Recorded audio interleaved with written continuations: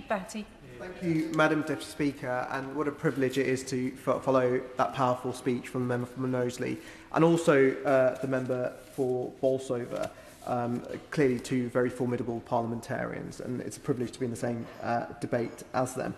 I stand today to speak on behalf of my constituents, Bethan and her two parents, who are in the gallery here today. And I'm going to do that kind of rare thing from this side of the benches and thank the government. Thank the government for making the changes on restricting parental responsibility of convicted sexual offenders. It is hugely important, clearly the right thing to do.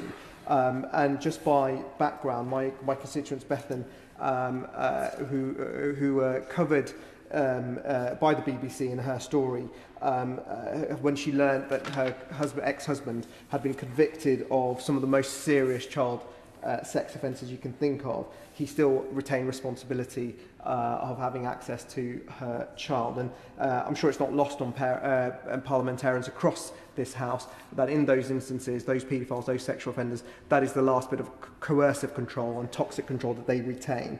And it was actually in the last Parliament, Baroness Harman and the Minister for Violence Against Women and Girls who pushed that amendment. I had the privilege to watch with my constituents from up in the gallery at the time. Sadly, it didn't make it through wash-up, so the work wasn't done. It wasn't completed at the time. Now, in Bethan's case, they had to spend £30,000 of their own money to get it through family court. So obviously, a resource that is not accessible to all, which is why they went along on this journey to ensure that they could try and make sure that more victims and those parents could have take advantage, mothers could take advantage of this piece of legislation and be protected even if they didn't have the resource. So really I speak to be their voice. I don't intend to take much of the House's time, but they really wanted me to place on record their gratitude to Baroness Harman, Alex Chalk, the former Secretary of State for Justice, who I know has continued to stay in touch with them.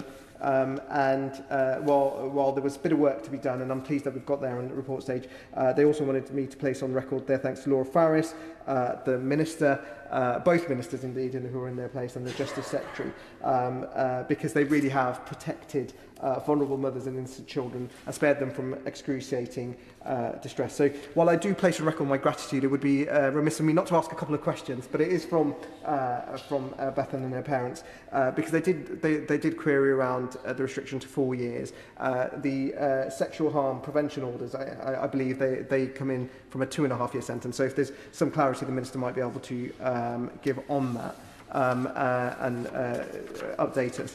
And the other thing is, while it talks about the children of sex offenders and the restriction on parental rights, I don't think it mentions future prospective children. So I can see the Ministers nodding head. Perhaps you will say that on record in that case, just to give that clarity. But again, I've got the very easy task of being their voice today and saying thank you. It's a really important thing to do. So, yeah, thank you. Yeah.